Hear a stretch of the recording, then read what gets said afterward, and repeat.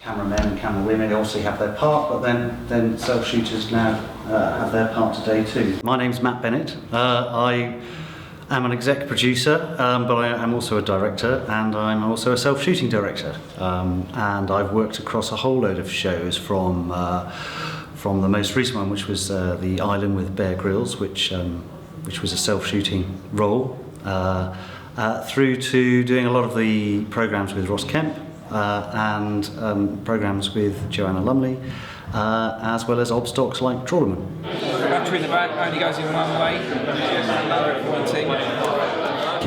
If you've come out of uni and you want to start shooting, really just pick up any cheap camera. You know, the basic rules apply to any camera. You know, you need to know how to compose a shot, you need to know how to follow action, and you need to know how to focus and expose, all the basic stuff, and that really only comes through practice. I was a location researcher working alongside a self-shooting AP and self-shooting PD, so it was a really small team, and just a great way just to see how that self-shooting world really worked.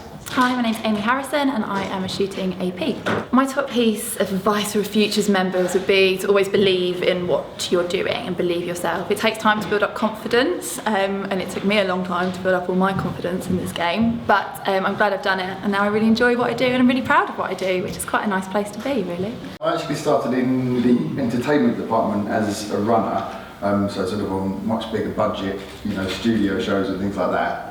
And I loved it, although I actually very quickly realised that entertainment wasn't my thing. I'm Dave Minchin and I'm a shooting producer and director. My best piece of advice is, although everybody that shoots thinks they're a cameraman, recording sound is just as important. You can always cover up the pictures, but you can't cover up bad sound. Ever since the beginning I made it very clear that I love shooting, that I'd been into photography, you know, sort of as a teenager. And just kept on badgering people, and eventually got asked to shoot some GVs, and we're told they're very good, and the rest is history, as they say. And Lewis, did you have training or no training? Yeah, I got into telly through the Channel 4 production trainee scheme. My name's Lewis Hatful and I'm a shooting researcher. My top piece of advice in regards to getting into shooting is to show enthusiasm and just the tenacity to always keep asking and be persistent to sort of get your hands on the camera and get out there, but obviously it has to be appropriate. You can't be demanding that you shoot 1 hour of television in your first week of telly. And then with that enthusiasm you need to ask for advice, and you need people to be critical about your work continuously, because you will make mistakes, and that's the only way you will ever learn, is to realise what your mistakes are. If you screw up, you'll never screw up again. What's your biggest mistake? Where to start.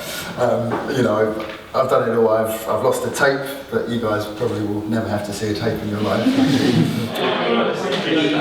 To gain confidence, at the start there is an element of faking it. You know, you want to show to everyone that you can do it, and you don't want to let on that you don't really know what you're doing. But I think once you get past that, you suddenly start to realise, hang on, I do know what I'm talking about, and all this jargon comes out of your mouth, and you're like, oh, when did this happen? But once you get there, actually, it's really good, and I think once you practice more and more, that's where it all comes from.